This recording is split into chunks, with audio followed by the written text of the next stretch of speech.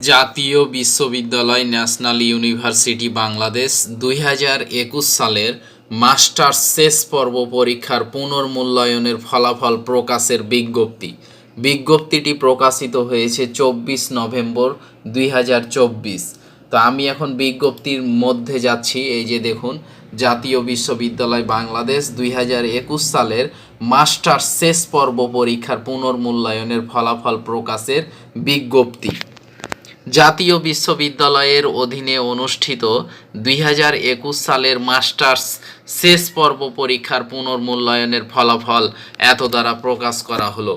প্রকাশিত ফলাফলে কোনো প্রকার অসঙ্গতি বা ভুল ত্রুটি পরিলক্ষিত হলে তা সংশোধন অথবা ফলাফল সম্পূর্ণ বাতিল করার ক্ষমতা জাতীয় বিশ্ববিদ্যালয় সংরক্ষণ করে। পরীক্ষার ফলাফল www.nu.ac.bd/results ওয়েবসাইট থেকে জানা যাবে।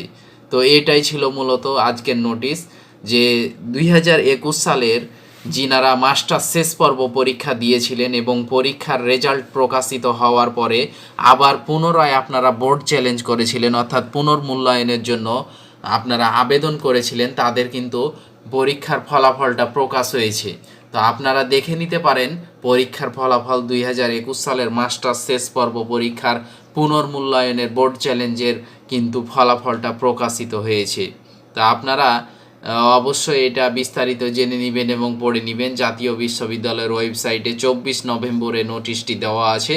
আর যারা এখনও জায়েদ পলিটিক্যাল সায়েন্স চ্যানেলটি সাবস্ক্রাইব করেননি, অবশ্যই দয়া করে জায়েদ পলিটিক্যাল সায়েন্স চ্যানেলটি অবশ্যই কিন্তু সাবস্ক্রাইব করতে ভুলবেন না। ধন্যবাদ সকলকে।